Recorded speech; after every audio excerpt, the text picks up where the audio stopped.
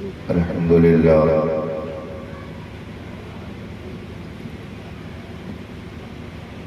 الحمد لله الذي أبدع الأخلاق والأرضين، والصلاة والسلام على من كان نبيا وآدم بين الماء والطين، وعلى آله الطيبين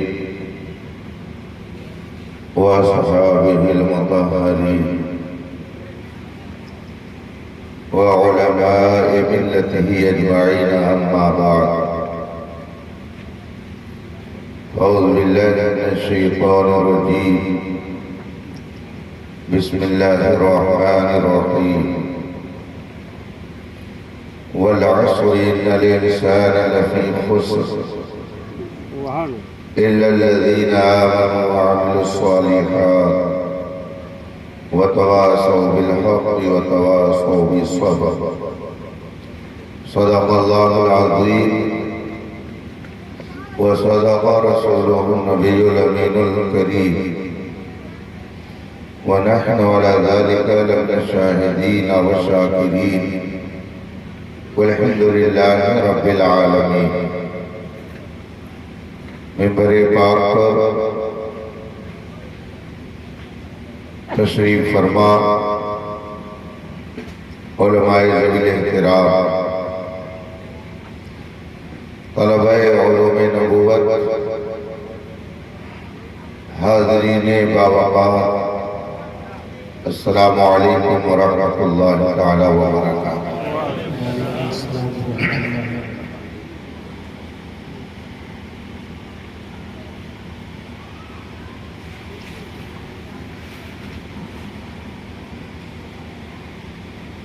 اللہ تبارک و تعالیٰ کا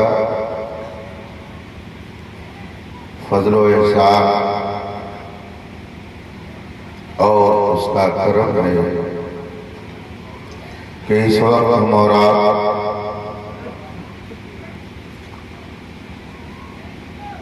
ایک پاکیزہ محفل میں بیٹھ کر ایمان و عقیدے کو تازہ کرنے والی باتیں سنیں۔ قابل مبارکباد آبادی کے وہ تمام حضرات جنہوں نے اپنے بزرگوں کی بارگاہ میں خراج عقیدت پیش کرنے کے لیے اس محفل کو سجایا۔ رب کائنات انہیں اس کا بہتر صلہ عطا فرمائے۔ گرامی مرتبہ محب مکرم حضرت علامہ مولانا وبالفضل اولانا غلام علی صاحب اللہ داماد سنظر العالی نے آپ کے درمیان آنے کے لیے حکم فرمایا۔ آپ کی اور ان کی نوازش اور محبت ہے کہ اس بے مایہ کو آپ حضرات نے یاد فرمایا، اور میں کچھ دیر کے لیے آپ کے درمیان ہوں، مگر مجھے اس کا بھی احساس ہے یہ ساری مانجا، یہ ساری نوازش اور آپ کی ساری عقیدت و محبت اس بنا پر ہے کہ اعلیٰ حضرت کے ہم لوگ غلام ہیں۔ سچی بات یہی ہے، جب تک بکے نہ تھے تو کوئی پوچھتا نہ تھا، اس نے ہمیں خرید کے انمول کر دیا۔ انہی کے چاہنے سے ہم جہاں میں چاہے جاتے ہیں۔ اس در کی غلامی کا پٹا جو گلے میں ڈال لے گا انشاءاللہ برکتیں اور رحمتیں اس کا استقبال کریں گے، اور جو اس در سے روٹ کر الگ ہو گیا تو اس کی حالت یہ ہوگی کہ جو میرے در سے یار کرتے ہیں در بدر یہ انتخاب کرتے ہیں۔ یہ اللہ کا بے پناہ احسان ہے کہ اس نے ہمارے اور آپ کی گردن میں ان بزرگوں کی غلامی کا پٹا ڈالا تھا۔ ہم کسی کا عرس کرتے ہیں یا کسی کے یاد کی محفل منعقد کرتے ہیں، کسی کی یاد میں محفل منعقد کر کے اپنے ایمان اور عقیدے کو تازگی بخشتے ہیں، تو یہ ہمارا احسان نہیں ہے کہ ہم ان کی یاد کی محفل منعقد کر رہے ہیں، کہ ان کا احسان ہے کہ وہ ہم سے اپنا ذکر کرا رہا ہے۔ ہمارا احسان نہیں ہے کہ ہم کلمہ پڑھتے ہیں، یہ رب کا احسان ہے کہ اس نے ہمیں کلمہ پڑھنے کی توفیق بخشی۔ ہمارا احسان نہیں ہے کہ ہم رسول پاک صلی اللہ علیہ وسلم کی رسالت پر ایمان لائے ہوئے ہیں، یہ ان کا احسان ہے کہ اپنی چادر کرم میں ہم کو چھپائے ہیں۔ قرآن کریم کا اعلان 1400 سال سے پوری دنیا میں ہو رہا ہے۔ قُلْ لَا تَمُنُّوا عَلَيَّ إِسْلَامَكُمْ بَلِ اللَّهُ يَمُنُّ عَلَيْكُمْ أَنْ هَدَاكُمْ لِلْإِيمَانِ۔ اے میرے رسول آپ اعلان کر دو کہ اگر تم کلمہ پڑھتے ہو تو مجھ پر احسان نہ جتاؤ کہ میں کلمہ پڑھتا ہوں، بل اللہ یمن علیکم ان ہداکم للایمان، بلکہ یہ اللہ کا احسان ہے کہ اس نے تمہیں ایمان کی ہدایت عطا فرمائی۔ تو آپ حضرات اگر اپنے منہ سے اعلیٰ اور اپنے کسی محسن کی بارگاہ میں خراج محبت پیش کر رہے ہیں اور ان کے عرس کی تقریب پہ آپ شریک ہیں، تو نہ آپ کا احسان ہے نہ میرا احسان ہے، یہ اللہ کا احسان ہے کہ اس نے اپنے محبوب کی یاد میں ہمیں لگا، جسے چاہا در پہ بلا لیا، جسے چاہا اپنا بنا لیا۔ یہ بڑے کرم کے ہیں فیصلے، یہ بڑے نصیب کی بات ہے۔ رب تعالیٰ آپ سب کو اس جگہ بیٹھنے اور علماء کی باتیں سننے کی سعادت بخشی،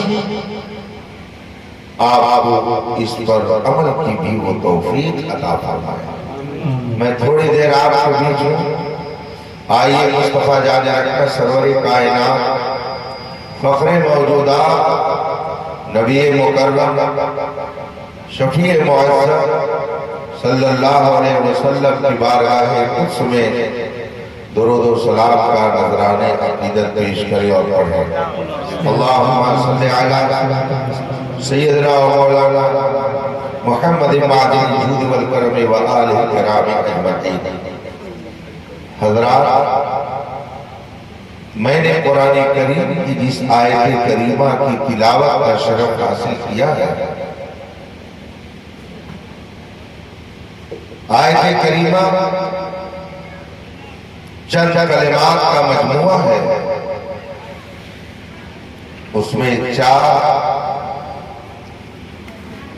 اہم باتوں کا اعلان کیا گیا ہے، اور انہی 4 باتوں کو انسان کی کامیابی کا دار و مدار قرار دیا گیا ہے۔ ہم مسلمان ہیں، صاحب ایمان ہے، ہماری کامیابی کا نسخہ اور ہماری کامیابی کا علاج،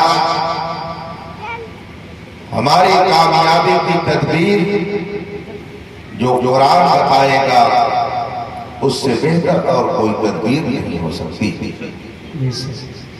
قرآن نے جس چیز میں انسان کی بربادی بتائی، دنیا 1400 سال سے دیکھ رہی ہے کہ جو انسان قرآن کریم کی بتائی ہوئی باتوں کے خلاف کر رہا ہے، اس کا حال کیا ہے، اور جو قرآن کریم کی بتائی ہوئی باتوں پر عمل کر کے دنیا سے جا رہا ہے اس کا کیا انجام۔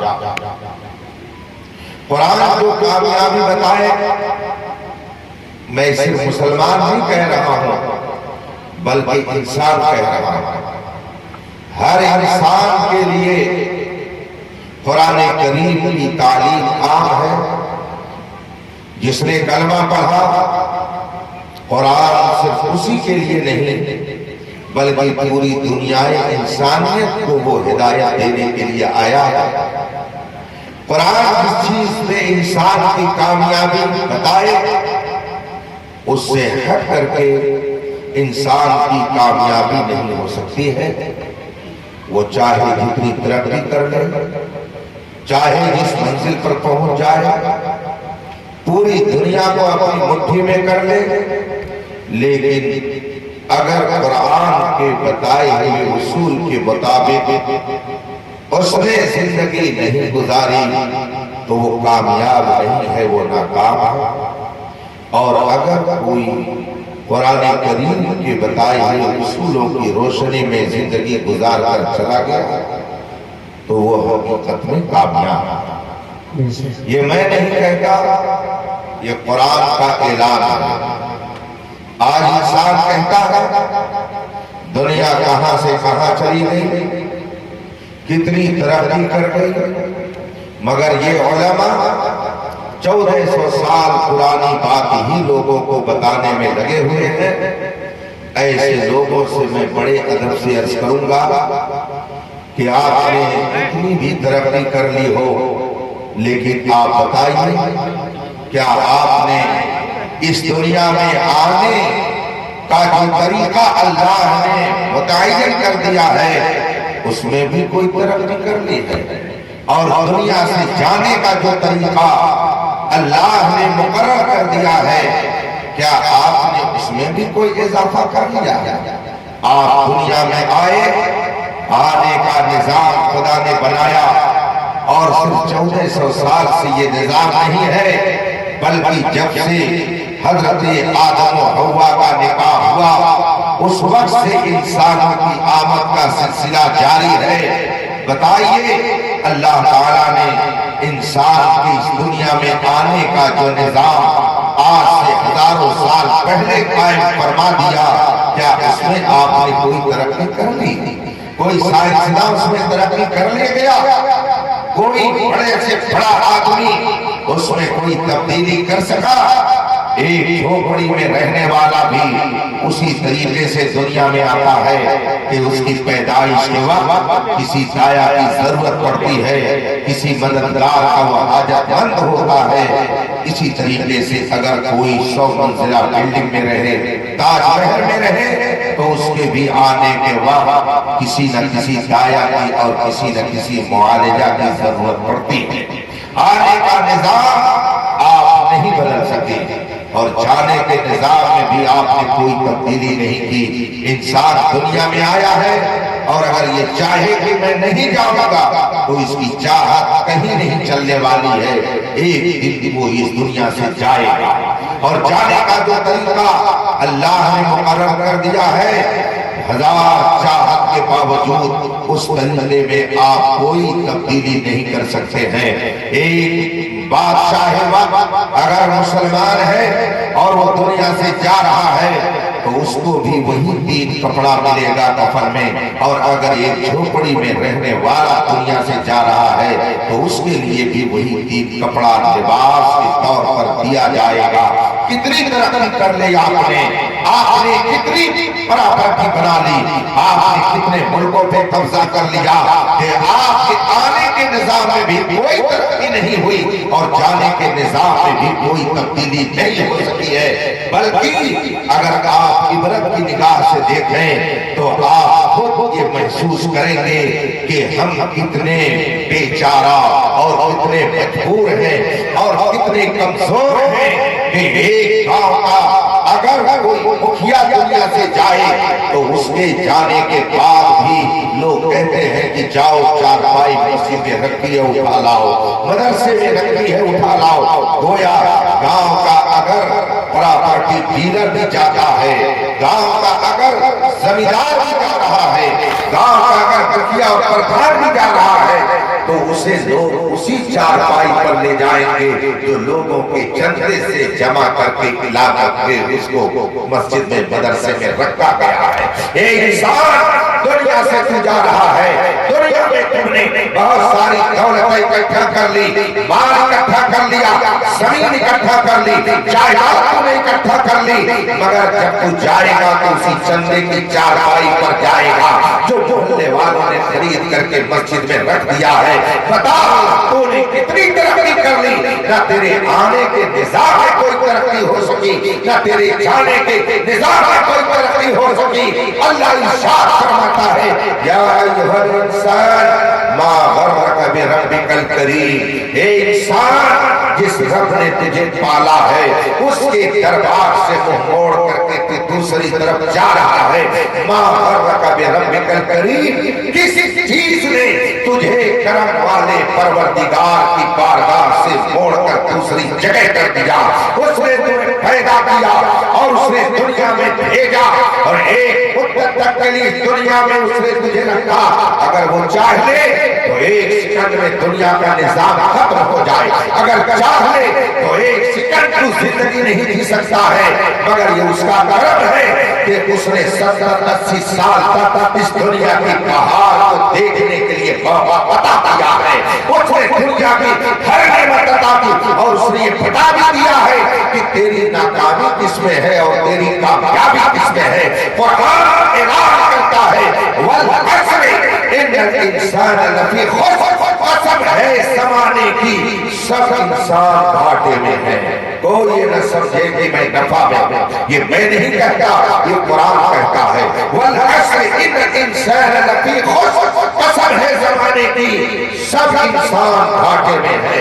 پیسے والا گھاٹے میں، پراپرٹی والا گھاٹے میں، اقتدار والا گھاٹے میں، شان و شوکت والا گھاٹے میں، لاؤ لشکر والا گھاٹے میں، حسن و جمال والا گھاٹے میں، طاقت اور اولاد والا گھاٹے میں، سب گھاٹے میں ہیں۔ یہ قرآن کہتا ہے، مگر آگے قرآن نے خوشخبری سنائی اور فرمایا سب انسان گھاٹے میں ہیں الا الذین آمنوا، مگر جو مصطفیٰ کے غلام ہیں وہ کبھی بھی نہیں ہو سکتے ہیں۔ کوئی دنیا کی ساری دولت جمع کر لے مگر مصطفیٰ کا اگر وفادار نہیں ہے تو وہ گھاٹے میں ہے، اور کوئی جھوپڑی میں رہے مگر اس کا دل عشق مصطفیٰ سے معمور ہے تو اقبال کی زبان میں کہہ سکتے ہیں کہ محمد سے وفا نے تو ہم تیرے ہیں، یہ جہاں چیز ہے کیا نہ ہو سب گھاٹے میں ہے، مگر جو صاحب ایمان ہے وہ گھاٹے میں نہیں ہے۔ اس لیے ہزار مشکلات سہنے کے باوجود آپ یہ مت سمجھیے کہ آپ گھاٹے میں ہیں۔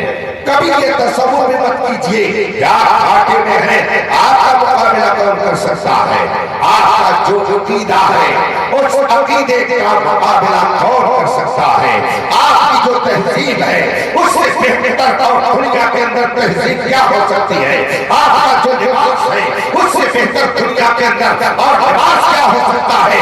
آپ اگر کرتا پاجامہ کے لباس میں ہیں تو آپ یہ مت سمجھیے کہ یہ غریبوں کا لباس ہے، یہ وہ لباس ہے جس کو کائنات کے مالک المختار نے پسند کیا ہے، یہ وہ لباس ہے جو میرے مصطفیٰ نے پسند کیا ہے، اور مصطفیٰ جس کو پسند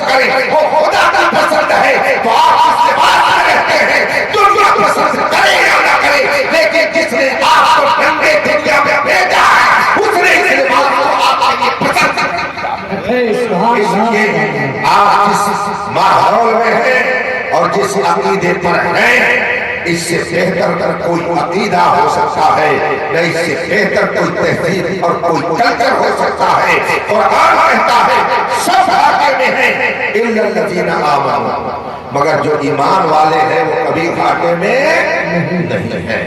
اور اگر اس کو آپ دیکھنا چاہتے ہیں، میں جو کہہ رہا ہوں اس کو آپ عملی طور پر جاننا چاہتے ہیں تو فیض آباد ٹرین پہ بیٹھ جائیے اور جا کر کے حضرت نظام الدین اولیاء اسٹیشن پر اتر جائیے اور وہاں پوچھئے کہ ہمایوں کا مقبرہ کدھر ہے۔ آپ جائیے دل اور وہاں ہمایوں کا مقبرہ پوچھ کر کے ہمایوں کے مقبرے میں چلے جائیے اور وہاں جا کر کے آپ دیکھیے کہ کتنے لوگ وہاں پہ ہاتھ پھیلائے ہوئے ہیں، کتنے لوگ دامن پھیلائے ہوئے ہیں، اور کتنے لوگ وہاں آنکھوں سے آنسو گرا رہے ہیں، اور کتنے لوگ اپنی بکا سنا رہے ہیں، اور کتنے لوگ وہاں سے کچھ مانگ رہے ہیں۔ پورے احاطے میں آپ ڈھونڈ ڈالیے، عالم اور مفتی تو جانے دیجئے، آپ کو ایک رکشوان بھی نہیں ملے گا کہ جا کر کے ہمایوں کے دربار میں کھڑے ہو کر کے کچھ مانگ رہا ہو، جبکہ وہ ہندوستان کا بادشاہ تھا، ہندوستان کا حاکم تھا، ہندوستان کا وہ بہت مشہور و معروف سلطان گزرا ہے، مگر دنیا سے جانے کے بعد آج اس کے دربار میں ایک رکشوان بھی مانگنے کے لیے نہیں جاتا ہے۔ جائیے دیکھ آئیے، آپ میں سے کتنوں نے تاج محل دیکھا ہوگا، لیکن اس تاج محل میں نے جب سفر کر کے اسے دیکھنا چاہا تو پہلے میں نے چاروں طرف چکر لگایا، میں نے کہا ذرا دیکھیں کتنے لوگ فاتحہ پڑھ رہے ہیں، اس لیے کہ تاج محل میں ایک بادشاہ سو رہا ہے۔ میں نے سوچا ذرا دیکھیں کتنے لوگ اس کے ہاتھ پھیلائے ہیں، جب یہ دنیا میں تھا اس کا دربار لگا رہتا تھا، جانے کتنے لوگ اس کے دربار میں بھکاری بن کر کے آتے تھے۔ آج دیکھیں کون آیا ہے، میں نے چاروں طرف چکر لگایا مگر مجھے تاج محل میں کوئی فاتحہ پڑھنے والا نظر نہیں آیا، چونکہ وہ بادشاہ ہے، اس کی قبر وہاں بنی ہے۔ میں نے سوچا کہ لاؤ میں کچھ دعائیہ کلمات کہہ لوں۔ ایک کنارے کھڑے ہو کر میں نے ہاتھ اٹھایا تو دیکھنے والے مزار اور تاج محل کو بعد میں دیکھتے تھے، میری طرف پہلے دیکھ رہے تھے۔ یہاں کون آ گیا ہاتھ اٹھا کر کے دعا کر رہا ہے؟ اس تاج محل میں بڑے بڑے لوگ جاتے ہیں، امیر اور غریب اور فقیر عالم سب جاتے ہیں، مگر کوئی وہاں جا کر کے دامن نہیں پھیلاتا ہے۔ گیا دیکھا اور چلا گیا۔ دہلی پہنچے، آپ نے ہمایوں کے مقبرے میں جا کر کے دورہ تو کر لیا، دیکھ تو لیا، مگر وہاں کوئی آپ کو مانگنے والا اور فاتحہ پڑھنے والا نظر نہیں آیا۔ اور وہیں پر ہمایوں کے مقبرے سے تھوڑی سی دوری پر جب حضرت محبوب الہی کے دربار میں پہنچیں گے، حضرت امیر خسرو کے دربار میں پہنچیں گے، حضرت سیدنا ابراہیم لیلی کے دربار میں پہنچیں گے، ایک طرف دنیا کے بادشاہ کا مقبرہ ہے جہاں رکشوان بھی مانگنے نہیں جاتا ہے، اور ادھر میرے محبوب الہی کا آستانہ ہے، غریب تو غریب ہے، امیر و وزیر بھی پہنچ کر کے ٹھیک مانگتے نظر آتے ہیں۔ اب مجھے بتائیے کہ کامیابی کس کو اللہ نے عطا فرمائی؟ دنیا سے جانے کے بعد کوئی اس کا نام نہیں لیتا ہے، اور یہاں دنیا سے جانے کے بعد مانگنے والوں کے پیٹ آپ مجھے بتائیے کامیاب کون؟ میں نے ابھی چند روز پہلے آقائے نعمت مرشد فرحات عالم ربانی شہزادے صدر الشریعہ حضور محدث کبیر دامت برکات العالیہ کا ایک بیان سے اس میں بڑی نصیحت آمیز ایک بات حضرت نے ارشاد فرمائی، ایک واقعہ حضرت نے بیان فرمایا۔ سیدنا امام غزالی انہوں نام آپ نے سنا ہوگا، اور اگر نہ سنا ہو تو آپ سن لیجئے، بزرگوں کا نام یاد رکھیے۔ ہمارا نوجوان یہ کرکٹروں کے نام کو یاد رکھتا ہے، فلمی اداکاروں کے نام کو یاد رکھتا ہے، ناچنے والوں کا نام سے معلوم رہتا ہے، گانے والوں کا نام سے معلوم رہتا ہے، لیکن جن کی بدولت یہ کلمہ پڑھ گئے ہیں اس وقت سلسلے کے بزرگوں کا نام کسی پتا نہیں ہے۔ یہی وجہ ہے کہ ہم کو ہمارے بزرگوں سے کہا کر کے جہاں تک चाहते हैं ले जाते हैं। बुजुर्गों की तारीफ को याद रखिए, उन पर ध्यान याद रखिए। सैयदना इमाम गजाली आलम इस्लाम की बड़ी पाकीज़ा शख्सियत है। आज से तकरीबन 700 साल पहले ये बुजुर्ग इस दुनिया में तशरीफ फरमा हुए थे। इमाम गजाली इमाम सूफिया है, इमाम अत्किया है, अपने दौर के इमाम औलिया है, अपने जमाने के इमाम उलमा है, अपने जमाने के इमाम मनातिका है, अपने जमाने के इमाम फलासफा है। बड़े बड़े साइंसदान उनकी बारगाह में इल्म की खैरात लेने जाते थे। वो आलिम रब्बानी आरिफ बिल्लाह है। वो एक वाक़या तहरीर फरमाते हैं, इरशाद फरमाते हैं कि एक बादशाह था, उसने अपने रियाया का हाल जानने के लिए प्लान बनाया। चुनांचे उसने अपने वजीरों को बुलाया और कहा कि 1000 लिबास तैयार किए जाए और 1000 शानदार घोड़े जमा किए जाए। हुक्म पर 1000 शाही लिबास तैयार कर दिया गया और 1000 शानदार किस्म की सवारी जमा कर दी गई। बादशाह के सामने 1000 शाही लिबास पेश किया गया। उस 1000 लिबास से उसने एक लिबास अपने लिए चुना और कहा कि इस लिबास को अलग कर दिया जाए। वो लिबास अलग कर दिया गया। शाही लिबास जो 1000 की तादाद में था उसमें से एक मुंतखब किया गया। 1000 घोड़े उसकी सवारी के लिए हाजिर किए गए और उस 1000 की तादाद से उसने एक शानदार घोड़ा मुंतखब किया। ऐलान हो गया कि अपनी रियाया का हाल मालूम करने के लिए बादशाह फला तारीख को अपनी सल्तनत का दौरा करेगा। चुनांचे शाही लिबास से मलबूस होकर उस मखसूस सवारी पर वो बैठकर तैयार होकर अपने महल से बाहर निकला। उसके साथ वजीर है, अमीर है, कबीर है, सिपाही है, फौजी है, लालश्कर है। अब शाहाना लिबास शाहाना अंदाज के साथ बादशाह अपनी रियाया का हाल मालूम करने के लिए पूरी सल्तनत का दौरा करने की नीयत से निकला। अपने शहर का दौरा शुरू करता है। इतने में भीड़ को चीरते हुए एक फकीर उसके सामने पहुंच जाता है। उसकी सवारी के सामने पहुंच करके वो फकीर कहता है, बादशाह सलामत, मुझे कुछ दे दो, मैं आपके पास कुछ मांगने आया हूं। बादशाह ने सवारी के ऊपर से रोक जमाते हुए कहा, जाओ, अगर कुछ लेना है तो मेरे दरबार में जाओ, दरबार में आना, वहां तुमको मिलेगा।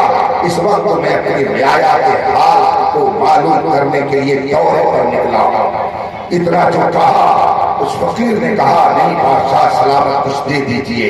कहा, कह दिया दरबार में आना, जब मैं बैठूंगा दरबार में उस वक्त वहां आना। इतना जो बादशाह ने कहा, ये नीचे से अपना दामन फैलाए, अपना हाथ फैलाए फकीर मांग रहा था, मगर बादशाह ने कहा दरबार में आना। 2 बार जब उसने कहा तो ये फकीर अचानक इतना लंबा हो गया कि उसके कान में जाकर के बात करने लगा और कहा, बादशाह सलामत, आप मुझे पहचानते हो कि मैं कौन हूं? कहा, मैं नहीं पहचानता। लेकिन बादशाह ने कभी कैफियत देखी कि अभी जो छोटे कद का था वो बढ़कर के इतनी तेजी से मेरे गर्दन के बराबर आ गया। उसके दिल में खौफ पैदा हो गया।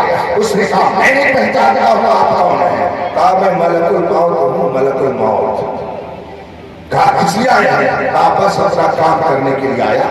इमाम गजाली तहरीर फरमाते हैं, बादशाह ने जो ही सुना कि मलकुल मौत, कहा, मलकुल मौत, बस मुझे इतनी मोहलत दे दो कि मैं अपनी रियाया का हाल मालूम कर लूं, अपनी सल्तनत का दौरा कर लूं। बड़ी तमन्नाओं से मैंने सफर शुरू किया है, मैं अपनी रियाया का हाल मालूम कर लूं, इतनी मुझे मोहलत दे दो। मलकुल मौत ने कहा, कुछ नहीं, वक्त आ चुका है। इतना कहा और रूह को कब्ज करके वहां से मलकुल मौत रवाना हुए। धड़ाम से बादशाह सलामत जमीन पर आ गए और सारा नक्शा अपनी जगह पे धरा का धरा रह गया। इमाम गजाली फरमाते हैं, बादशाह की रूह को कब्ज करने के बाद अब मलकुल मौत दूसरी तरफ चढ़े। एक जगह पहुंचे, देखा कि एक नमाजी एक نیک پرہیزگار ہاتھ میں جھولا لیے بڑی تیزی سے چلا آ رہا ہے۔ اب یہ وہاں پہ فقیر کی شکل میں جا کر کے کھڑے ہو گئے، اور پھر جب وہ قریب آیا آدمی تو اس نے سلام کر کے کہا کہ آپ سے مجھے کچھ ضرورت ہے۔ کہا کیا ضرورت ہے؟ کہا میں آپ سے کچھ مدد چاہتا ہوں، آپ کی ضرورت ہے مجھے۔ اس نمازی نے، اس نیک انسان نے کہا جلدی بتائیے آپ کو کیا ضرورت ہے، میں آپ کی ضرورت کیسے پوری کر سکتا ہوں، بہت جلدی بتائیے۔ یہ دیکھیے ہاتھ میں جھولا ہے، میں بازار جا رہا ہوں بچوں کے لیے، گھر میں خرچ کا، گھر میں ضرورت کا سامان لانے کے لیے میں بازار جا رہا ہوں، ابھی بازار جانا ہے اور وہاں سے سامان لا کر اپنے گھر پہ رکھنا ہے اور فوراً نماز کا وقت ہو جائے گا، مجھے مسجد جانا ہے، آپ جلدی بتائیے آپ کی کیا ضرورت میں پوری کر سکتا ہوں۔ ابھی یہ گفتگو ہو ہی رہی تھی کہ اس فقیر نے کہا جناب آپ مجھ کو پہچانتے ہیں کہ میں کون ہوں؟ کہا میں نہیں پہچانتا، آپ کو میں نے پہلی بار دیکھا ہے، آپ حقیری لباس میں دکھ رہے ہیں، میں یہ جانتا ہوں کہ کوئی ضرورت مند ہے جو میرے سامنے آ کے کھڑا ہو گیا ہے۔ مگر اس فقیر نے کہا کہ میں ملک الموت ہوں۔ ملک الموت کہا کیسے آیا ہوا؟ کہا بس اپنا کام تمام کرنے کے لیے، آپ اپنا کام کرنے کے لیے میں آیا ہوں۔ اتنا جو اس نمازی نے سنا تو کیا امام غزالی تحریر فرماتے ہیں، اتنا جو اس نمازی نے سنا کہا سبحان اللہ سبحان اللہ ماشاء اللہ، ارے آپ اپنا کام جلدی کیجئے، کس دن کے انتظار کے لیے میں نے اپنی راتیں گنوائی ہیں، رات میں نے چار کر کے رب سے اس مقدس گھڑی کے لیے میں نے دعائیں کی ہے، جلدی کیجئے سبحان اللہ، بہت اچھا ہوا آپ کا استقبال ہے، جلدی کیجئے اپنا کام، اس دن کے انتظار میں تو کتنی راتیں گزر گئی، راتوں کو ہویا ہو، دن میں رب کی عبادت کیا ہو۔ شاعر نے کہا ہے مجھے موت کی آرزو اس لیے ہے کہ مرنے کے بعد ان کا دیدار ہوگا۔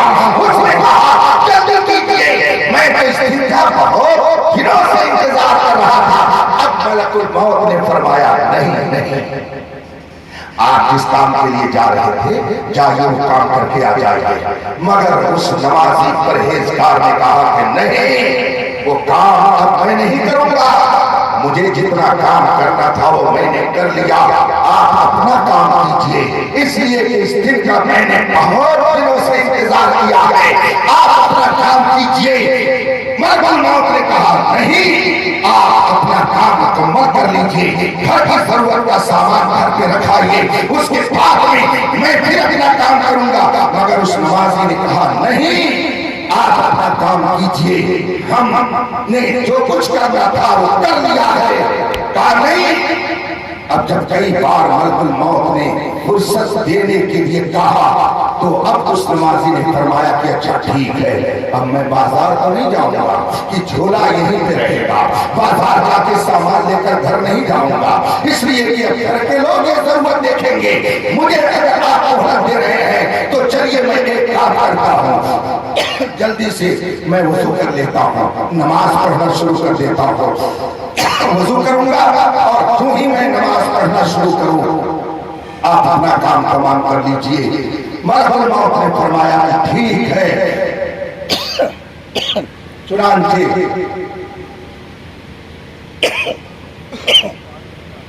ملک الموت نے جب ایک فرصت کی انہوں نے وضو کیا،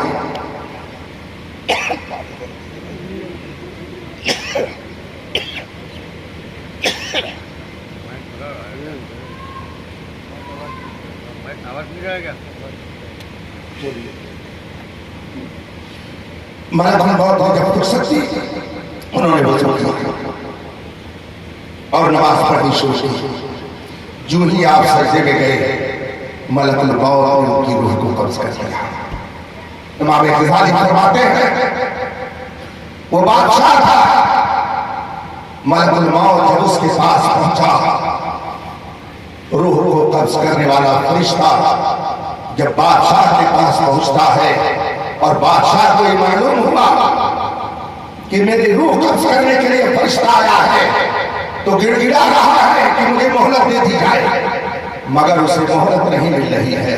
لیکن وہ دیندار جو اللہ کی عبادت میں لگا رہتا تھا، وہ دنیا سے جانے کے لیے بڑی تیزی کر رہا ہے اور ملک الموت سے مہلت دے رہا ہے کہ جاؤ یہ کام کر لو، جاؤ یہ کام کر لو۔ اس کا مطلب ہے کہ جو دنیا دار ہو جاتا ہے اسے رب کی رحمت مہلت نہیں دیتی ہے، اور جو رب کا وفادار ہو جاتا ہے تو ملک الموت بھی اس کے لیے مہلت لے دیتا ہے۔ امام غزالی نے یہ واقعہ تحریر فرمایا اور لوگوں کو نصیحت کی، اے انسان تو اپنی کامیابی کس میں سمجھتا ہے؟ محبوب الہی کا دربار ایک طرف ہے، ہمایوں کا مقبرہ ایک طرف ہے، ہمایوں کے مقبرے میں کوئی مانگنے نہیں جاتا ہے، اور محبوب الہی کی بارگاہ میں امیر کبیر وزیر سب پہنچ کر کے بھیک مانگتے ہیں۔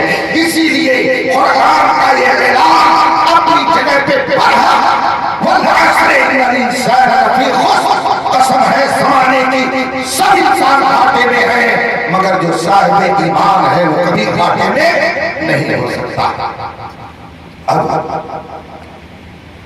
کامیابی کا مدار قرآن کریم نے بتایا ایمان، سب سے پہلی بات ہے ایمان۔ إِلَّا الَّذِينَ آمَنُوا، سب گھاٹے میں ہیں مگر جو صاحب ایمان، یہ پہلے نمبر پر۔ پھر فرمایا وَعَمِلُوا الصَّالِحَاتِ، ایمان کے بعد اچھا کام کیا، وَتَوَاصَوْا بِالْحَقِّ، اور حق بات کی وصیت کی، وَتَوَاصَوْا بِالصَّبْرِ، اور صبر کی تلقین کی۔ جس کے اندر یہ چار خوبیاں آ جائیں، صاحب ایمان ہو جائے، نیک عمل آ جائے، حق بات کہنے لگے، اور جب کوئی مصیبت آئے تو اس پر صبر کرے، جس کے اندر یہ چار چیز پیدا ہو گئی، خدا کا قسم وہ اگر کہ غریب اور مفلس ہو مگر قرآن کے اعلان کے مطابق وہی کامیاب ہے، اور پوری دنیا کا مالک ہو جائے مگر اس کے اندر یہ چار چیزیں نہ پائی جائیں، قرآن کے اعلان کے مطابق وہ کامیاب انسان نہیں ہے بلکہ وہ ذلیل الرسل ہے۔ یہ قرآن کہتا ہے۔ اس آبی کا ہو رہا سید سالار رحمت اللہ تعالیٰ علیہ، آپ ان کا عرس کر رہے ہیں، ان کے دربار میں حاضری دیتے ہیں۔ کامیابی کی یہ چار چیزیں ہیں، پہلی چیز ہے ایمان، دوسری چیز ہے نیک عمل، تیسری چیز ہے حق بات کہنا، چوتھی چیز ہے کہ مصیبت پر صبر کرنا۔ جس کے اندر یہ چار چیزیں آ جائیں قرآن کہتا ہے وہی کامیاب ہے، اور اس کے علاوہ جو بھی ہے سب ناکام ہے۔ یہ قرآن کا اعلان ہے۔ اگر آپ مومن ہیں تو کم از کم آپ کو تو اس پر یقین رکھنا ہی چاہیے۔ آج یہاں پر تاج الشریعہ کا ذکر کیوں کیا جا رہا ہے؟ تاج الشریعہ کی شان مرتبہ کون دکھا رہی ہے؟ آپ میں سے کس کے رشتہ دار ہے تاج الشریعہ؟ آپ میں سے کس کی خاندان میں ہے تاج الشریعہ؟ آپ میں سے کون ہے جو تاج الشریعہ سے خونی رشتہ رکھتا ہے مگر کیا ہے ان کا ذکر جمیل ہے تو آپ جیب سے پیسہ بھی نکالتے ہیں، سبحان اللہ بھی کہتے ہیں، مسکراتے بھی ہیں، خوش بھی ہوتے ہیں، دل بھی آپ کا خوش ہوتا ہے۔ کیا بات ہے؟ بات یہ ہے کہ تیرے تاج الشریعہ کے اندر رب قدیر نے یہ چاروں خوبیاں رکھ دی تھی، وہ دنیا سے گئے ایسے کامیاب گئے کہ پوری دنیا کے اپنے نعرے تکبیر، نعرے رسالت، مسلک اعلیٰ حضرت بیادگار حضور تاج الشریعہ، نعرے تکبیر۔ ان کے ایمان کا حال یہ تھا۔ اب ذرا اس کو سن لیجیے، بات آ گئی ہے تاج الشریعہ۔ تاج الشریعہ الحمدللہ اس فقیر پر ساون بھادو کی طرح برستے تھے، یہ دنیا جانتی ہے۔ ان کے ایمان کی بات میں کیا کروں؟ الحمدللہ وہ ایسے مومن کامل تھے کہ جس کو انہوں نے اپنے دامن کرم میں لے لیا وہ بھی صاحب ایمان بن گیا۔ خود میں نے کتنے لوگوں کو دیکھا وہ بیٹھے ہوئے ہیں اپنی جگہ پر، سامنے والا آ رہا ہے، ایک نظر دیکھ رہا، کہتا ذرا مجھ کو قدموں میں لے چلیے۔ ایک بار میں بیٹھا ہوا تھا، دیکھا کہ ایک شخص دروازے کے باہر آ کے کھڑا ہے، تھوڑی دیر کے بعد کہتا ذرا مجھ کو قریب کر دیجیے، اور وہ اتفاق سے کلمہ کو نہیں تھا، یعنی وہ مسلمان نہیں تھا، وہاں سے دیکھ رہا ہے، دروازے کے باہر کھڑا ہے۔ کسی سے اس نے کہا کہ ذرا مجھ کو قریب کر دیجیے، میں دیکھ رہا ہوں یہ سارا منظر۔ میں بیٹھا ہوا تھا حضور تاج الشریعہ کے پاس، وہ گھر کے اندر آ گیا، دروازہ کھلا تھا، اندر آیا اور قریب آیا اور قریب آیا۔ اب قریب ہوتے ہوتے حضور تاج الشریعہ سے تھوڑی ہی دور پہ آگے کمرے میں کھڑا ہو گیا. اتنے میں حضور تاج الشریعہ کو ایسے ہی دیکھتا رہا اور اس کے بعد میں اچانک ایک آدمی سے کہتا ہے کہ ان سے کہیے کہ مجھے کلمہ پڑھا کر کے اپنا پڑھا ہے. اتنا کہنا تھا. ایک شخص نے حضور تاج الشریعہ سے آتے کہا حضور یہ ایسا کہہ رہے ہیں. حضور تاج الشریعہ نے نہیں کہا جاؤ کہیں سے لکھوا کے لے آؤ, جاؤ کہیں سے کوئی سرٹیفکیٹ لے کر کے آؤ, کوئی سند لے کر کے آؤ. فرمایا فوراً بولاؤ, دعوت سے وابستہ کیا, کلمہ طیبہ اس کو پڑھایا اور فوراً آپ نے اس کو مرید کیا. حضور تاج الشریعہ کا ایمان ایسا پختہ تھا کہ جو دعوت سے وابستہ ہو جاتا وہ بھی پختہ ایمان ہے. یہ ان کے ایمان کی شان تھی. وہ تشریف لے گئے. ایک مرتبہ دنیا کی سب سے بڑی عربی یونیورسٹی دیکھنے کے لیے جہاں سے انہوں نے تعلیم حاصل کی تھی, جامعہ ازہر, اسی لیے ان کو ازہری کہا. وہ اپنے نام کے ساتھ ازہری لکھتے تھے. دنیا کی سب سے بڑی عربی یونیورسٹی کا نام جامعہ ازہر ہے جو مصر میں ہے. وہاں کے شیخ الجامعہ جو وہاں کے صدر کے منصب کے برابر منصب رکھتے ہیں, اپنی زبان میں جس کو وائس چانسلر کہہ لیجیے, شیخ الجامعہ کو جب پتا چلا کہ بریلی کے علامہ اختر رضا ازہری آئے ہوئے ہیں, اپنے گھر انہوں نے دعوت دی اور حضور تاج الشریعہ ان کے گھر تشریف لے گئے. اور اس کے بعد حضور تاج الشریعہ سے عربی میں گفتگو شروع ہو گئی اور بات ہوتے ہوتے آ گئی یہ بحث کہ حضور صلی اللہ علیہ وسلم کے باپ دادا حضرت آدم علیہ السلام کا پورا خاندان یہ صاحب ایمان تھا کہ نہیں تھا. اس پر بحث آ گئی. حضور تاج الشریعہ نے جب گفتگو شروع کی تو پتہ چلا کہ شیخ الجامعہ کا نظریہ یہ ہے کہ باپ دادا کچھ تو صاحب ایمان تھے مگر سب صاحب ایمان نہیں تھے. یہ شیخ الجامعہ کا نظریہ حضور تاج الشریعہ نے سنا. اب اس کے بعد جو حضور تاج الشریعہ نے دلائل دینے شروع کیے, چونکہ اعلیٰ حضرت نے ایک کتاب لکھی ہے شمول الاسلام لأصول رسول الکرام. اس کتاب میں اعلیٰ حضرت نے یہ ثابت کیا ہے کہ حضرت آدم سے لے کر حضرت عبداللہ اور حضرت باری حوا سے لے کر حضرت آمینہ تک میرے مصطفیٰ کے باپ دادا جتنے ہیں یہ سب صاحب ایمان تھے. حضور اعلیٰ حضرت نے کتاب لکھی, اس کا نام شمول الاسلام ہے. حضور تاج الشریعہ اس کا عربی میں ترجمہ کر چکے تھے. عرب میں وہ کتاب بہت ہوئی تھی. اب جب آپ نے اس کتاب کی روشنی میں دلائل دینے شروع کیے کہ اعلیٰ حضرت نے ایسا لکھا ہے, فلاں محدث نے یہ لکھا ہے, جلال الدین سیوطی جیسے عظیم محدث نے یہ لکھا ہے, دلائل کے جب انبار لگائے تو شیخ الجامعہ جو اب تک کہہ رہے تھے کہ سارے باپ دادا مسلمان نہیں ہیں, نام لے کر کے کہا فلاں وہ بھی نہیں. مگر حضور تاج الشریعہ نے جب دلائل دینے شروع کیے تو آخر میں ان کو بھی کہنا پڑا حق وہی ہے جو آپ کہہ رہے ہیں, حق وہی ہے جو آپ کے دادا امام احمد ان کا ایمان اتنا پختہ تھا اور ان کے عمل کا حال یہ تھا جو میں نے دیکھا. کتاب تو میری موجود ہی ہے حضور تاج الشریعہ مشاہدات کے آئینے میں. ان کے عمل کا حال یہ تھا, کوئی بڑا سے بڑا اپنے وقت کا, چاہے وہ عالم ہو, چاہے وہ صاحبکار ہو, چاہے وہ مالدار ہو, اگر وہ شریعت کے خلاف بکواس کرتا ہے تو حضور تاج الشریعہ کبھی اس کو خاتے میں نہیں لاتے. مجھے اچھی طرح سے یاد ہے گجرات کا ایک مشہور شہر ہے جس کو پوربندر کہتے ہیں. وہاں ایک صاحب کچھ ایسے حرکت کر گئے جو شرعاً غلط تھی. حضور تاج الشریعہ سے بہت قریب تھی. حضور محدث کبیر بھی ان کو بہت چاہتے تھے. میں خاندان سے ان کا تعلق تھا, مگر حضور تاج الشریعہ نے جب سنا انہوں نے ایسا ایسا کیا نظروں سے گرا دیا, بات چیت بند کر دی. 10 سال ہو گئے مگر حضور تاج الشریعہ نے ہم سے گفتگو نہیں کی, جو کہ بہت غریب تھی. حضور تاج الشریعہ کی اس ناراضگی سے ان کی خاندان کے اکثر لوگ بہت ہی پریشان ہیں. حضور تاج الشریعہ کی حیات پاک کا واقعہ ہے. میں ایک موقع پر وہاں گیا उस आदमी का बेटा मेरे पास आया और उसने कहा कि मैंने सुना है हुजूर ताजुश्शरिया आपको बहुत चाहते हैं, तो मेरी एक अर्ज है, अगर आप उसे पूरी कर दें तो बहुत अच्छा होगा। मैंने कहा क्या? कहा कि मेरे अब्बू जान से हुजूर ताजुश्शरिया और हुजूर मुहद्दिस कबीर बहुत नाराज रहते हैं, तो आप ऐसा करें कि दोनों को राजी करा दें और मेरे वालिद से दोनों खुश हो जाएं तो बहुत अच्छा होगा।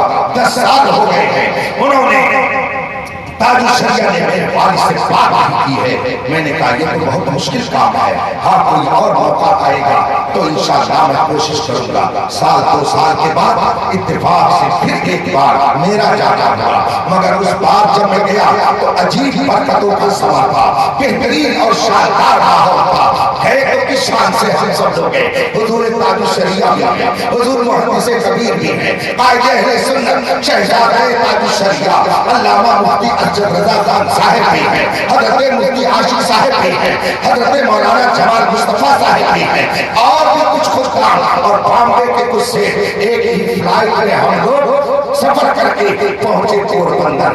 रात के वक्त फिर वो बेटा आया और मुझसे उसने कहा हजरत इससे अच्छा मौका नहीं मिलेगा, देखिए फला बुजुर्ग आए हैं, आप ये काम कर दीजिए। मैंने कहा कल दिन में बताता हूँ। सुबह हुई वक्त गुजरा, मैंने ये बात हुजूर मुहद्दिस कबीर और हजरत मुफ्ती शुएब रजा मरहूम को उस वक्त पाया थे, मैंने उनसे ये बात कही, कहा हजरत से बात कीजिए। मैं ताजुश्शरिया के पास गया, मैंने कहा हुजूर फला का मामला क्या है, उससे आप नाराज क्यों हैं, इस कदर बरहम क्यों हैं, वो बहुत परेशान है। उनका बेटा मेरे पास आकर के कह गया है कि अगर हुजूर राजी हो जाए तो हमारे लिए बड़ी खुशी की बात होगी।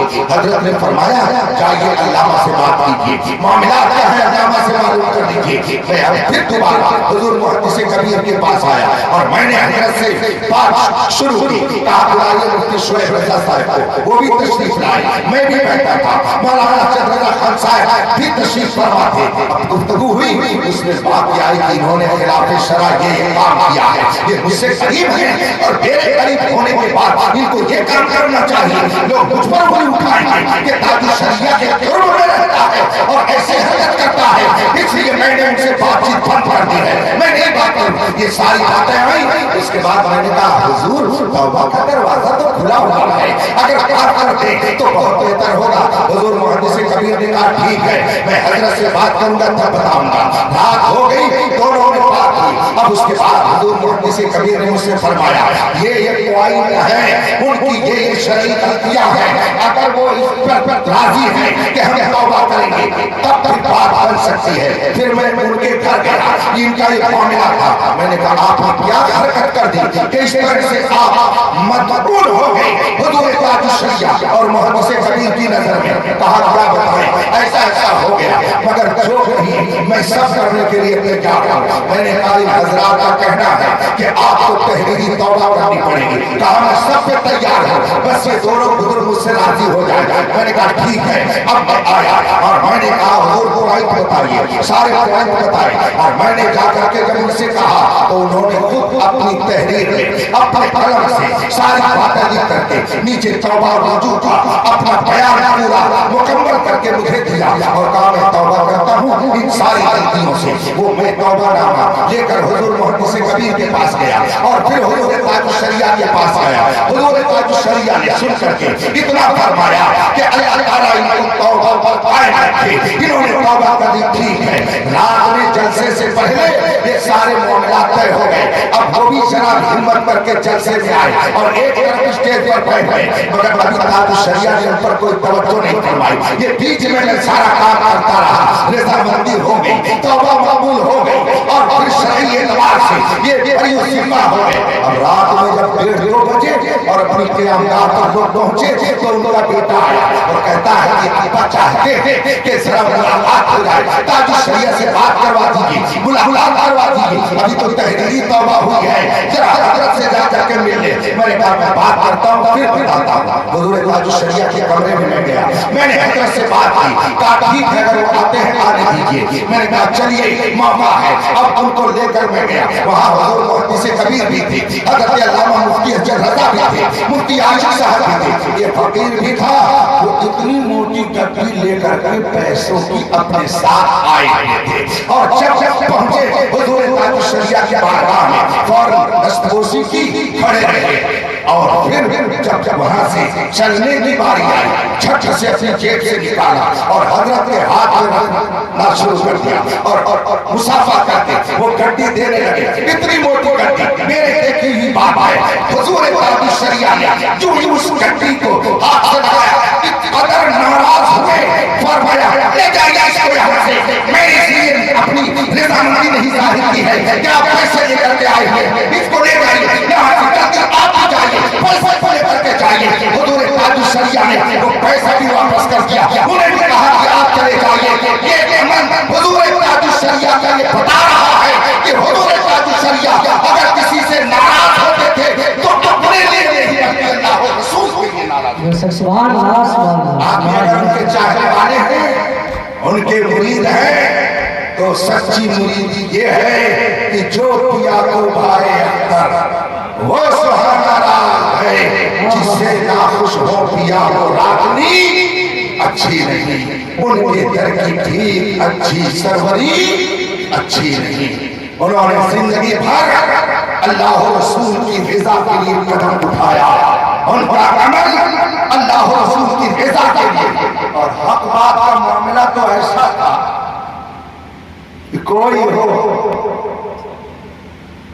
وہاں یہ نہیں دیکھا جاتا تھا یہ کتنے بڑے، وہاں اللہ و رسول کی بات دیکھی جاتی تھی۔ تشریف لے گئے دبئی، بس 2-4 گھنٹہ دبئی تشریف لے گئے۔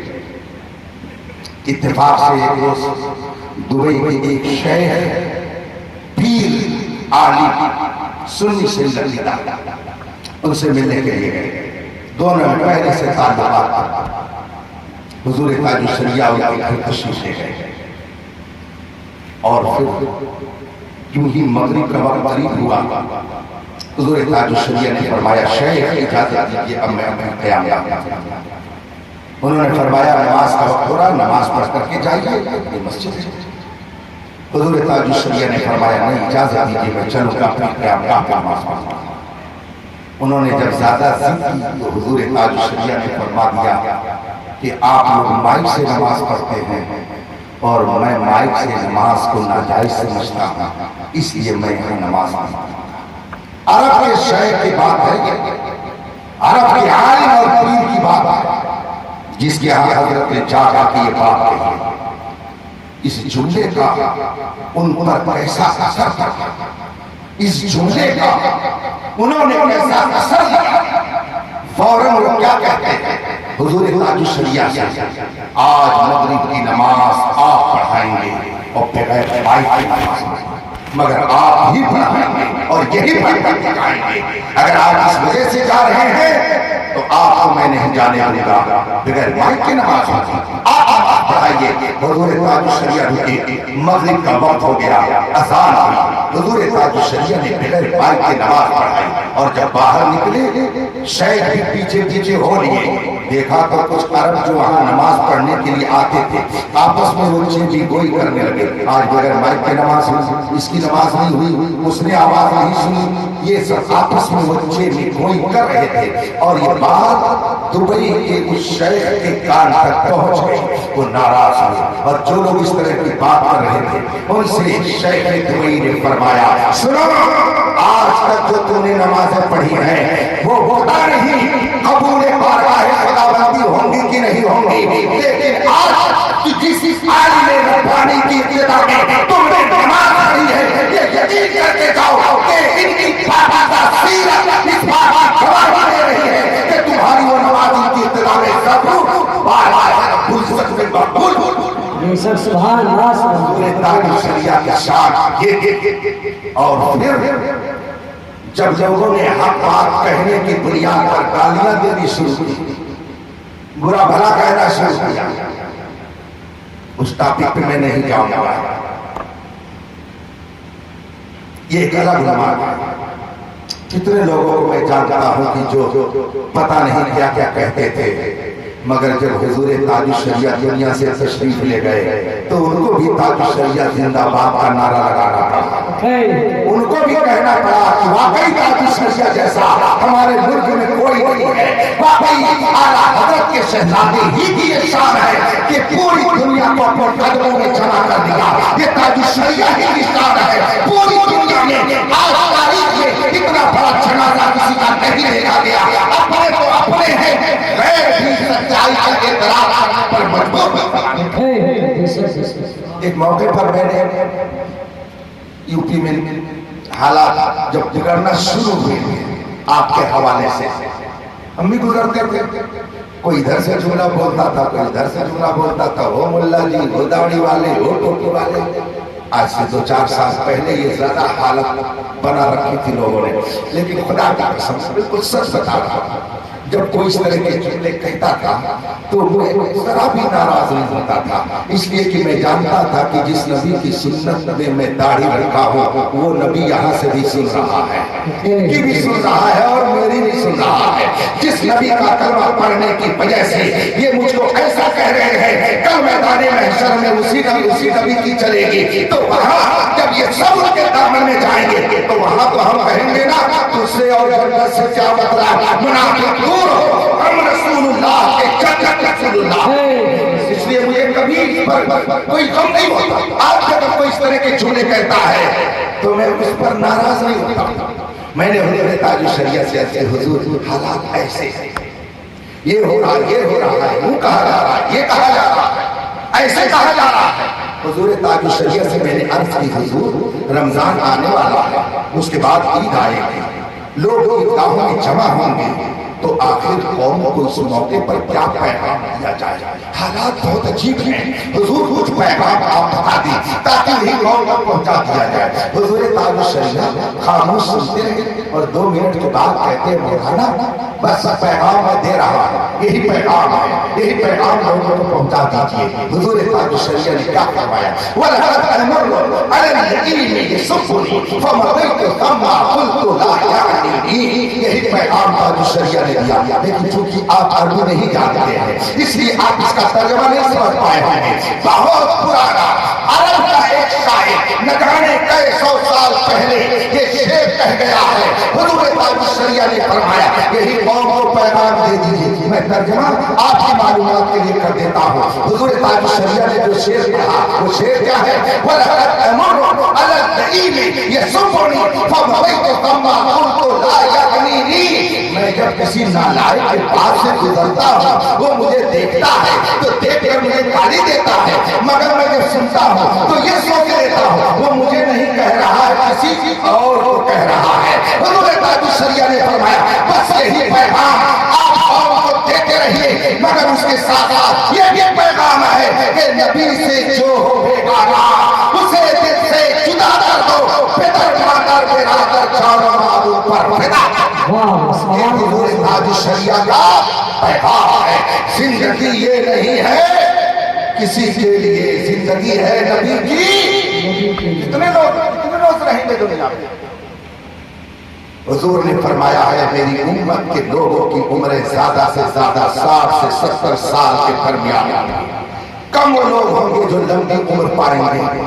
तो हमको दुनिया में 60 से 70 साल के दरमियान का मौका मिला हुआ है। आए उसकी मर्जी से, जाएंगे उसकी मर्जी से।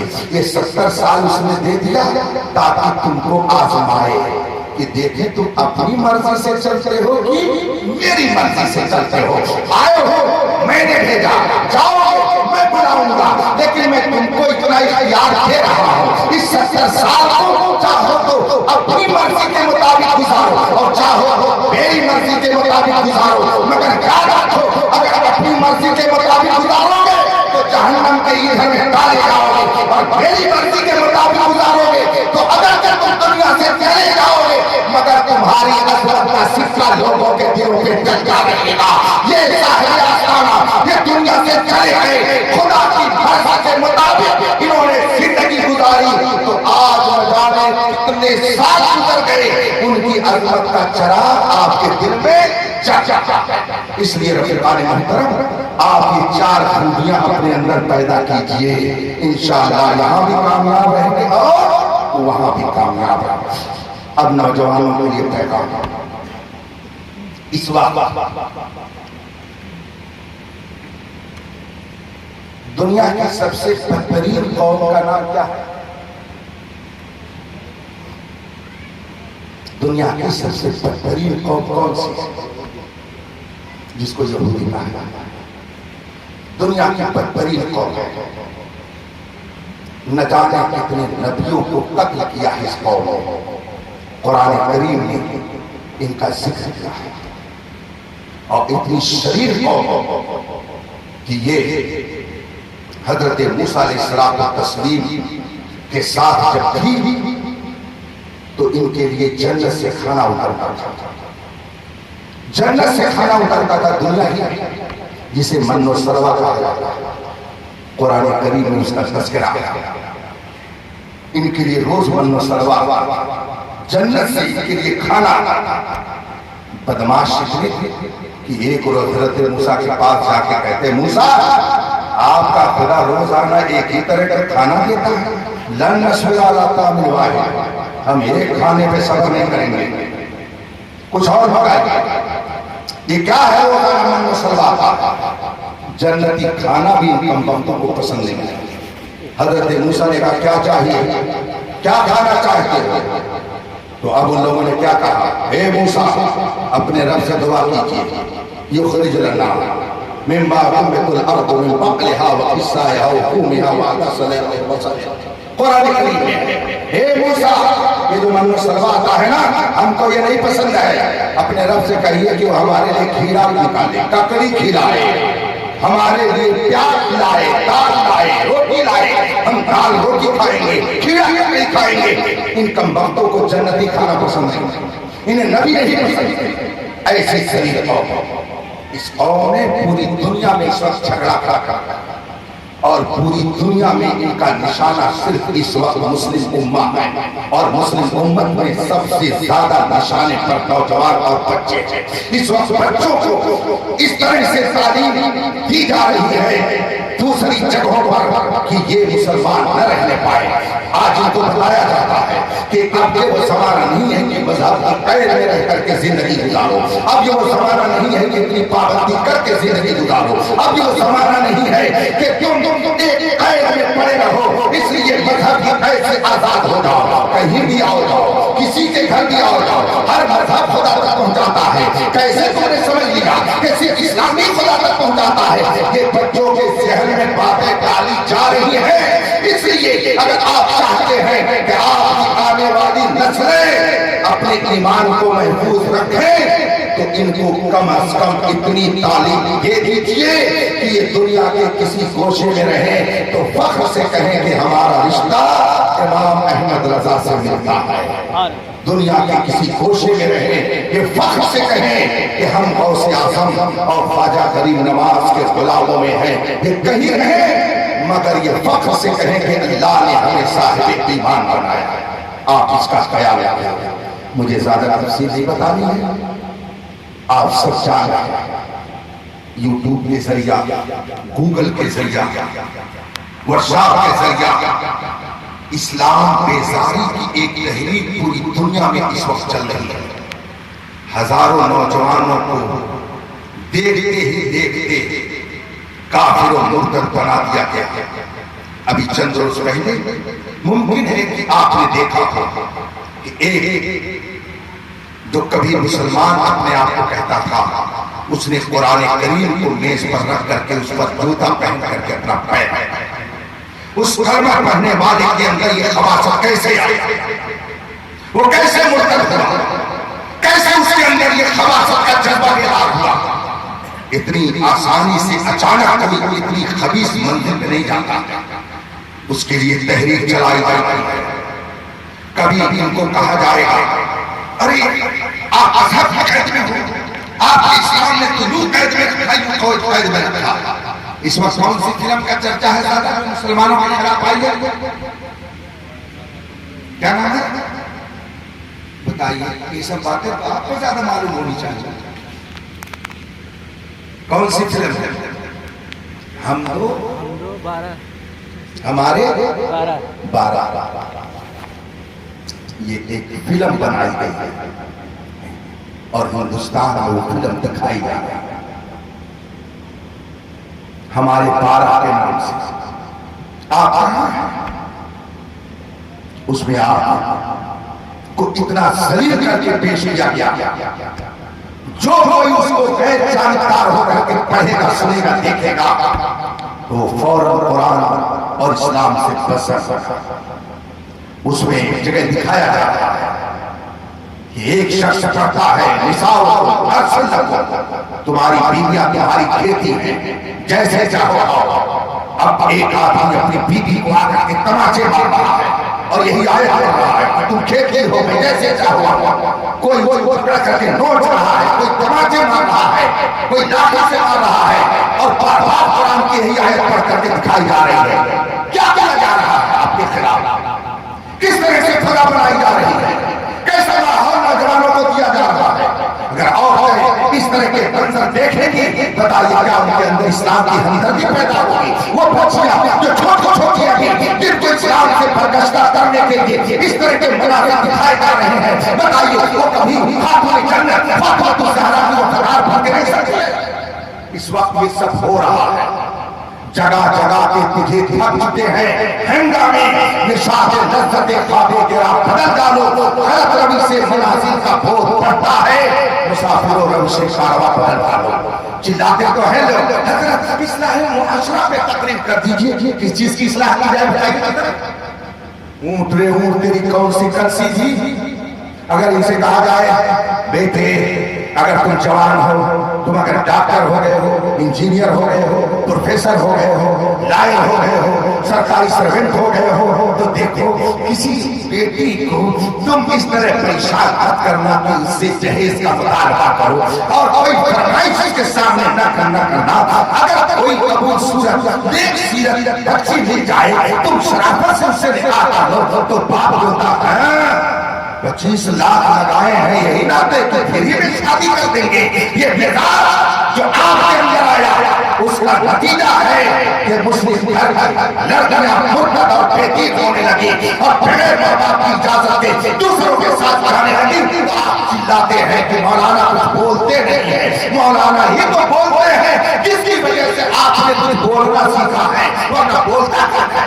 بتائیے سماج میں جہیز کے خلاف کسی شیخ کی تقریر آپ نے سنی ہے؟ کبھی سنی آپ نے؟ شیخ کو منہ پھیلاتا ڈھاکے کی طرح سے کہ میرا لڑکا ہے، میں پیسے والا ہوں، اتنا جہیز لوں گا تب میں کسی کے ہاں شادی کروں گا. اور صرف یہ نہیں بلکہ دیکھو میرے 250 باراتی ہیں، 250 باراتی آئیں گے اور دیکھیں کسی طرح کی ان میں کوئی شکایت نہیں پیدا ہونی چاہیے. بہترین قسم کا انتظام، مٹھائی اچھی والی منگائیے گا، بسکٹ ذرا دیکھ لیجیے گا بالکل تازہ ہو، ایک دن کا بھی باسی نہیں ہونا چاہیے. اور پانی بسلری بوتل منگائیے گا سب کے لیے اور وہاں ویٹر لگائے رکھیے گا اور دیکھ لیجیے چکن کڑھائی بھی رہے اور فش کڑھائی بھی رہے اور یہ بھی میٹھے میں ذرا 2 طرح کا انتظام کر لیجیے گا. ارے ظالم اس سے بہتر تھا کہ تو چوراہے پر بیٹھ بیٹھ کے بھیک مانگتا، کسی ہوٹل پہ جا کر کے بھیک مانگ کر کے کھاتا. تو نے کسی کی بیٹی کی غربت کا ناجائز فائدہ اٹھا کر کے اس کو پریشان کرنا سیکھا. یہ میرے مصطفیٰ کی تہذیب ہے، یہ رسول پاک کا طریقہ ہے، یہ اپنی رفا کی سنت ہے. اسی کا نتیجہ ہے کہ معاشرے میں برائیاں پیدا ہو رہی ہیں. میرے بھائیوں بات لمبی ہو گئی، یہ نہ سمجھیے کہ ہم کو کہہ رہے ہیں. جو اس معیار پر اتری ہے اس کے لیے ہے، چاہے اربابہ کا ہو، چاہے اسحابہ کا ہو، چاہے سہروی کا ہو، چاہے ہرا کا ہو، وہ پردہ کا ہو، چاہے پشتی کا ہو. جو اس طرح کی حرکت کرتا ہے اسلام کبھی اس کی پذیرائی نہیں کرتا ہے. اس لیے اگر آپ ڈاکٹر ہیں، پیسہ آپ کے ابا نے آپ کے مستقبل کے لیے لگایا ہے، مگر آپ وہ پیسہ کسی غریب کی بیٹی سے وصولنے کا کام مت کیجیے کہ ہم اس سے لیں گے کب شادی کریں گے. یاد رکھیے مسئلہ سن لیجیے بات ختم جیس کے اس تو بعد ضمن آ گئی ورنہ یہ کوئی موضوع نہیں بزرگوں کی بارگاہ میں خراج عقیدت پیش کرنے کے، مگر یہ بزرگ ہوئے اللہ و رسول کے طریقے پر عمل کر کے، تو آپ بھی اگر چاہتے ہیں کہ نیک دامن سے رہیں تو جو طریقہ ان کا تھا اسی طریقے کو اپنا کر کے زندگی گزاریے۔ میں اپنے نوجوانوں کو اس لیے مخاطب کر رہا ہوں کہ نوجوان ہی بنتا ہے تو سماج بنتا ہے، اور یہ بھی بنتا ہے تو سماج بنتا ہے۔ اس لیے میں ان سے مخاطب ہو کر کے کروں۔ مان لیجیے آپ نے کسی سے کہا مجھ کو 4 ویلر چاہیے تو شادی کر لیا، لڑکے والے نے کہا چلو ٹھیک ہے، باقی درخواستہ دے دیا۔ آپ مجھ سے نہیں کسی اور بڑے مفتی سے آ کے مسئلہ پوچھ لیجیے، اس گاڑی کو جب تک آپ استعمال کریں گے آپ کے گناہ کا میٹر چلتا رہے گا۔ یاد رکھیں اس نے جو آپ کے مطالبے پر گاڑی دی اپنی بیٹی کی شادی کرتے یہ رشوت ہے، اور رشوت کا سامان جب تک استعمال کرتے رہیں گے گناہ ملتا رہے گا۔ جتنی بار گاڑی پہ بیٹھیں گے دنیا والے تو دیکھ کر کے کہیں گے ارے 4 ویلر سے جا رہا ہے، بڑی شان والا ہے، مگر یہ جو دونوں بیٹھے ہیں نا ان سے کبھی کوئی غلطی نہیں ہوتی ہے، یہ ایک سیکنڈ کا حساب سب دکھ رہے ہیں، اور جب میدان محشر میں فائل کھلے گی تو یہ جو لے کر کے چلتے ہیں نا شان سے، یہ ساری شان وہاں پہ ختم ہو جائے گی۔ اس لیے رفیقان محترم آپ اگر مسلمان ہیں تو اسلامی تہذیب اور کلچر اور اسلامی سوچ کے مطابق زندگی گزاریے تاکہ بزرگوں کا فیضان آپ کو ملتا رہے۔ اللہ تبارک و تعالیٰ اپنے حبیب کی صدقے میں آپ سب کے ایمان کی حفاظت فرمائے۔